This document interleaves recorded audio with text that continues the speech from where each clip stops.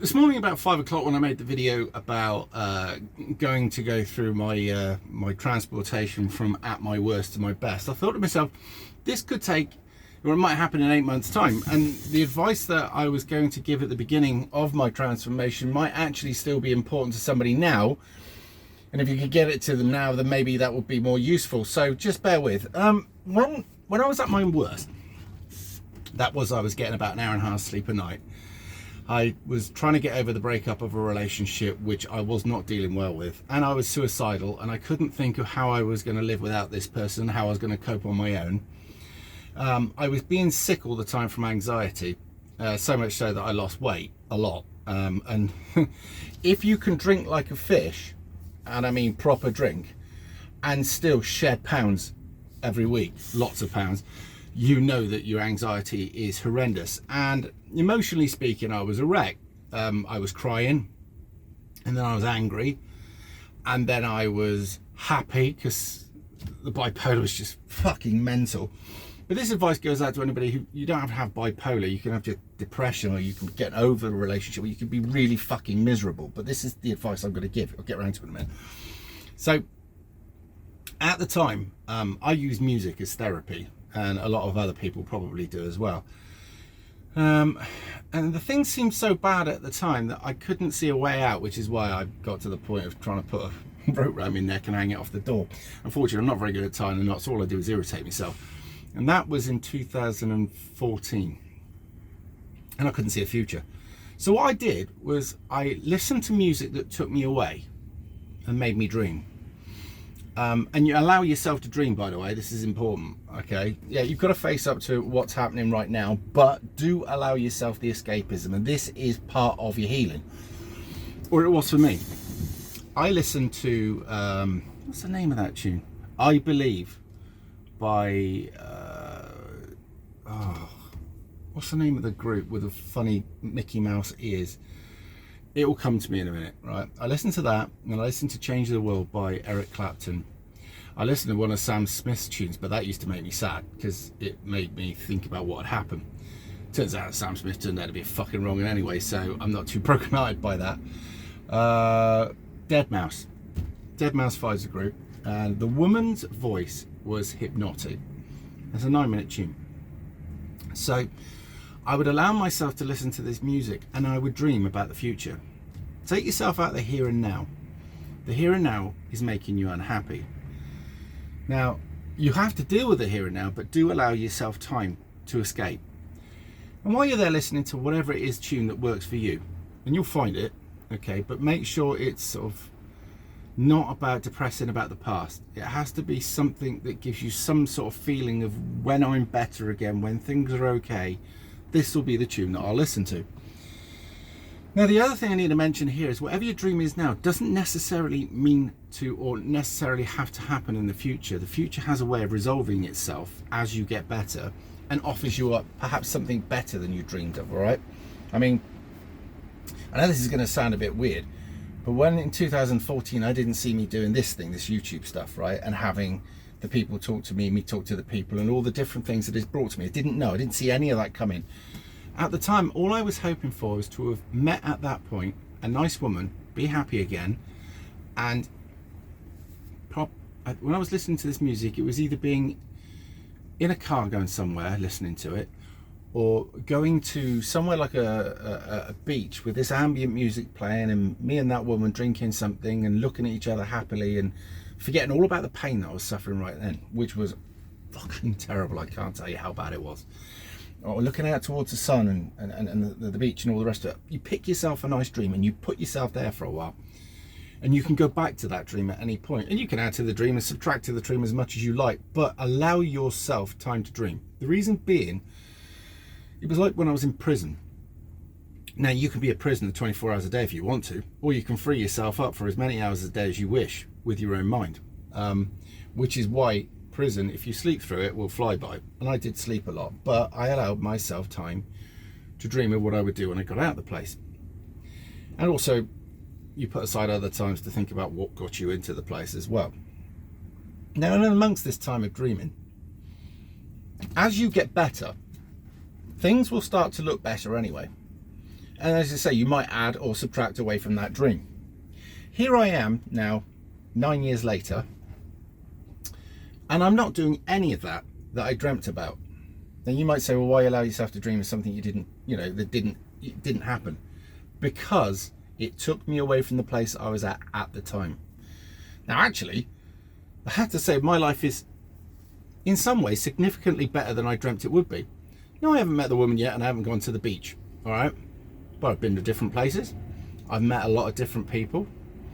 I have got myself completely over the things that made me upset then, and I mean completely over it, to the extent that I'm friends with these people now, and it's just totally different. And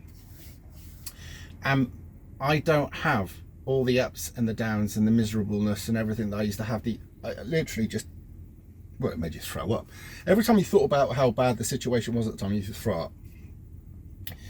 But as I say, what I would do is I would put the music on and take myself away and just go into that music and what I was planning for the future and what I'd hoped for the future. And as I say, with that tune, it was very hypnotic. I suppose some people would call it like meditation. I don't know. But if you're in somewhere at the moment in your soul, in your head, your soul or whatever, and it's a really, really dark place, just know you ain't going to always be there. And the depression is going to do one thing to you. Depression's like cancer, it's trying to kill you basically. And it'll only be allowed to if you let it. Now, a lot of people who are in the black spot at the moment probably want that to happen, some don't. But they can't imagine life fixed because depression does this to you. And I can tell you now that being there, I felt the same. But when you start to come out of it, depression tries to grab you back. It wants you all to itself. And when it's all to itself, imagine your conscience is the voice that speaks to you at the moment and tells you, no, you need to get up, you need to do this, you need to do the other. And right in the back there somewhere is depression, still hanging around going, oh, what about this, what about that? In the end, these voices switch places when you've got really, really bad depression. And the voice you can hear is depression telling you all the bad that's going to happen, all the dread, all the fear, all the awful, right? Okay. And that little voice in the back that you can hardly hear is the common sense saying, it isn't that bad. You aren't going to, isn't that terrible going to work tomorrow? You've done this 1,000 times. What are you worried about? But depression's the one that's fucking with you, right? When you go into that dream mode, it gives you long enough to take yourself out of this bloody awful place that you're at the moment and think happy thoughts. That has a changeable feeling on your mind. It allows your mind to be optimistic. It may even do something chemically, I've no idea. But it did a lot for me, and I kept hold of that dream. And I have to say, I had no idea that my life would be the way it is now. And I've been through some tough times, but it's good. And when you get a control of your life, which many of us in here watching this now might not have had full control of your life, and I mean that in so much as you can have. I know the system is controlled out there and you've got to play their game, but to get as much control over what you're doing, and I'll give you an example. Back then, I had bills that I hadn't paid. I had debt collectors coming for me. I had people in my life that always wanted to cause me harm and upset because they're not very well. I had all sorts of things that I'd not dealt with and I put off, and it was doing me harm. But because I was weak, or at least I felt weak, I felt I couldn't face up to these things. I actually felt that I needed the people that did me harm, believe it or not. That's like Stockholm syndrome, isn't it? I believe. But anyway, long story short, over the period of time between now and then, I have off-hired all of the bad people in my life. Really have. All the negative fuckers. The ones that brought nothing to the party but wanted everything. They're the ones that would show up with a can of fucking 4X or a can of Lynx, whatever, and then drink your best scotch. They're the types, all right? So I got rid of those. I got rid of jobs where it didn't really suit me, and unfortunately I've lost some jobs that would have suited me, but now on reflection perhaps they wouldn't. But I slowly changed stuff along the way. But as I say, at the beginning I focused on where I wanted to be, where my ideal life, and I knew that at some point in the future it will be like that. The fact of the matter is it wasn't that one, but it was this, but this is just as good. All right, that's what I'm trying to say. So the dream you have is what's going to take you out of your miserable spot right now and give you something to focus on. This is where we'll be in 5 years, 10 years, a year, I don't know. It's not always going to be like this, and that's the key, because depression is going to tell you it's always going to be like this or worse. Why don't you just do it? Do it, you know, and you know what it's telling you to do. And be around people who are not negative. If you've got a load of negative people around you, how do you stand a fucking chance? But you have to actually make an effort yourself, by the way. You have to change everything in your life, and you have to, it takes a lot of effort and it takes a bit of commitment. But what do you want? Do you want a miserable life? Or do you want a life where you actually have money in the bank? It depends what you really want out of life as well. Me, I wanted vehicles that worked so that I could get to and from places. I wanted my health. I wanted a roof over my head. I wanted the bills paid, and I wanted food in the cupboards. All right, and maybe a couple of extra quid. And I wanted to conquer alcohol, not alcohol conquer me. Now, Saturday night, you'll see me get absolutely slaughtered. That is by choice, by the way. That's not that I need to drink Saturday night, because you've seen me when I don't drink. I actually let my hair down and decided I want to have a drink. Now, if I go on with the fitness, I'll probably even reduce that. But during the week, don't need to drink, all right? He says, having had a glass of red wine last night because a friend come around and cook him a steak. Apparently, red wine should go with the steak, so she brought around a glass of wine, and I sent her home with a bowl, all right? So I took a glass out of it. But you get what I mean, right? Whereas every night when I was bad, I'd go to the pub and have 6 pints or whatever and still not sleep. Or maybe worse, and not make it into work. And that adds to the problem. Do you see what I'm saying? Is taking accountability for yourself, and once you do take accountability, your life does get better. So it seems tough to start with, but the tough parts actually make your life infinitely better anyway, right? So it was deciding actually not to go to the pub on a work night, which you were craving or which you thought you needed. Strangely enough, not having gone to the pub where you thought alcohol helped you get to sleep, you realise that actually alcohol is worse for sleeping, and actually you slept better without the alcohol. Who knew, eh?